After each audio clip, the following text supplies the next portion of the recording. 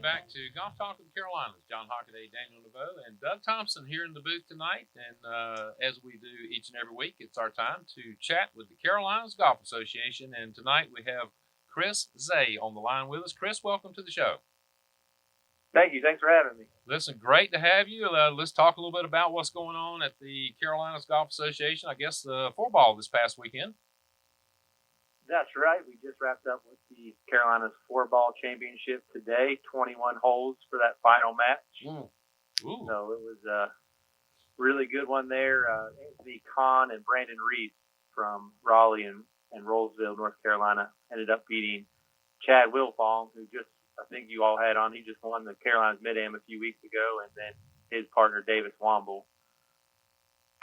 21 holes, that's quite a feat there. A lot of golf. It was a lot of golf. It was a lot of birdies. I bet it was. Did you give any consideration to darkness?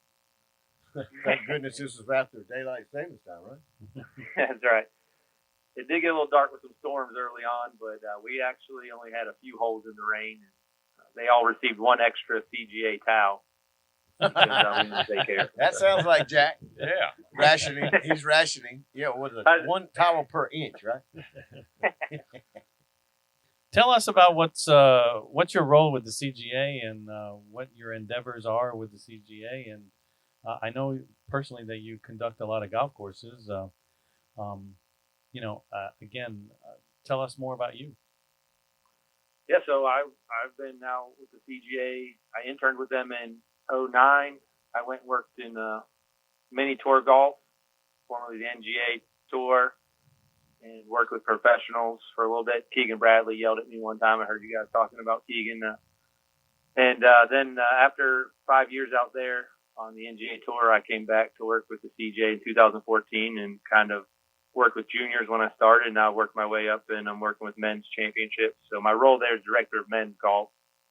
But I've tried to do all the roles involved with the CGA, as we are a small group traveling around the Carolinas running golf tournaments. So I was in charge down there at Camden, and one of the things we do is we set up the course, put the whole locations out there, and try to make it a good setup for the amateur golfers. But a lot of what we do, we got to thank the superintendent. So Daniel was down there. Nick Price, the superintendent at Camden Country Club, he's been there now for 2 years, just did a phenomenal job. And everybody comes and tells me how great a job we do, but really it's the superintendents out there that we need to thank the Carolinas Golf Association for sure. I think all my fellow coworkers would agree. Well said. So, Chris, I wanted to ask you as far as tournament setup, and this is just for, I guess, our listeners to be a little more educated about what you do and how you do it. When you go to a tournament like that, say a 3 or 4 day tournament, or do you have pin placements sort of in advance as to what where you're expecting to set them, or does it change as the weather does, the wind directions, those kind of things? Does that do you take that into account after the tournament starts, or is that all sort of preset? It's a little bit of everything. I think if you ask me, if you could probably call out a number at Camden Country Club on any hole, I could tell you. You could say 7 on, 4 for the right. I could tell you if there's a hump there, a ridge there, or a flat spot there because I've been there so many times. So going to Camden, it's a little bit different than the others. I was just down in Orangeburg for our Carolina Senior Four-Ball a few weeks ago, worked with Alex Tolbert and the head superintendent there, and David Lackey, the director of golf. And that tournament, I had to be a little more cautious with the weather. The wind the second day got up to about 30 miles an hour. And so typically what we do is we show up, we might do the first 2 days in a big championship that's multi-day, and kind of wait to see how the greens progress. If kind of work with the superintendents, are you going to get them half a foot faster? Do we need to keep them where they're at? Alex had to put a bunch of water on the greens the one night because I think they would have been rolling at 14 if he didn't water them. And so we do, we work with them. I always tell the superintendent, if you see one of my whole locations that you would never put it there, just let me know, because you're here all the time. You're the one that gets yelled at by members. But But so it's a little bit of everything. Well, and you don't want them rolling into bunkers. I've seen that before too, and that's never good when that happens. So. Exactly. Yeah, I was worried about one this morning at Camden, but I rolled a couple to it this morning and felt comfortable. And then both teams walked away with a 2 there on number 8. So I guess it wasn't too hard for them. There you go. Yeah. So it has nothing to do with your mood. No, Okay. I always joke. Yeah, I always joke. You know, that's the old saying, right? Oh, who made the superintendent mad this morning? Right. That's right. We've all said that many times, I'm sure. Tell us a Yeah. little bit about the Vicky DeSantis tournament that you guys are involved with. Yeah, so the Vicky DeSantis Championship, named after one of our veteran rules officials, Vicky DeSantis, who does a lot for the junior girls. She was there. That was run at Pine Island Country Club in Charlotte. And our director of women's golf, Maggie Watts, was out there. I think Emily Matthews from Mebane captured her second CJ championship, and that's a big-time event there. We want to thank the members there at Pine Island for having the junior girls there every year.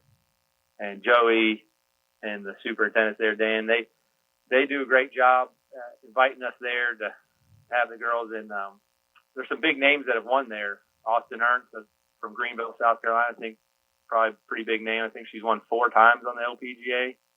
Gina Kim, who's plays at Duke. Rachel Keene, they're both, I think, top 25 amateurs in the world. So some big names have won that Vicky DeSantis championship. You know, I did not know until I got some information from you earlier today that you guys were involved with the state high school championships that will be coming up, I guess, pretty soon. Tell us a bit about the CGA's involvement in those championships.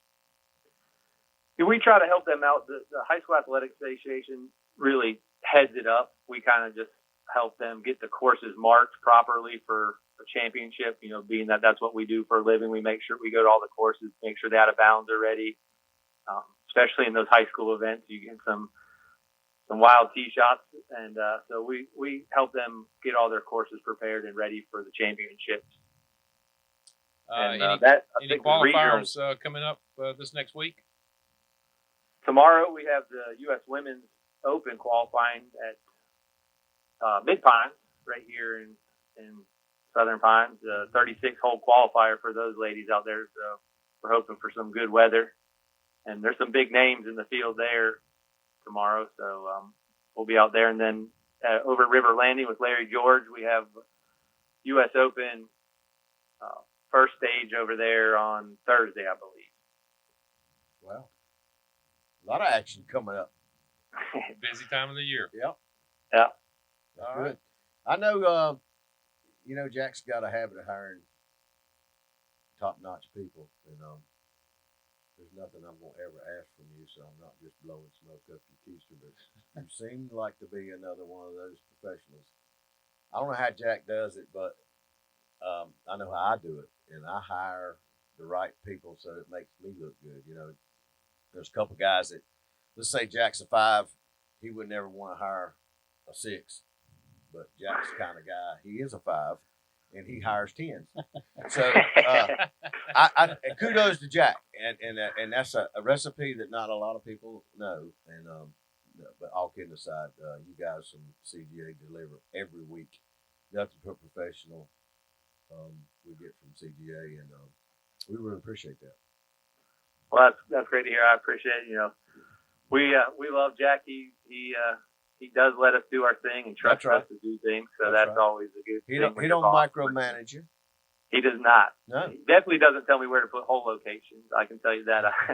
Right. I always joke with everybody. When I interned, we ran the North Carolina Amateur at Old Chatham, and I was out there learning how to do hole locations and set up a course. And I'll never forget, Jack put a can down and said, "What do you think about that one?" And I didn't know how to tell my boss that I thought it was not a very good hole location. Oh, I could have told him. Yeah, you got to learn to tell him that. That's what he's asking for. Well, I think 100 of the 150 players told him that. I hear you. Oh yeah, they'll get back. You should have been honest with him. Well, listen, Chris, we want to thank you for talking with us tonight, and again, all that you guys do at the Carolinas Golf Association. Keep it up, And we'll talk to you or someone else once again next week on Golf Talk with the Carolinas. All right, thanks, guys. Appreciate it. Appreciate All you. righty. Thank you. That's Chris Zay, one of the good ones down at the Nah, man, you got CGA nothing but good office. ones, And man. It happens every week. I'm wonderful gonna be job. down there and intern, and then y'all call me, and I can get them back down to earth. You are listening to Golf Talk with the Carolinas. We're going to take a short break. We'll be right back.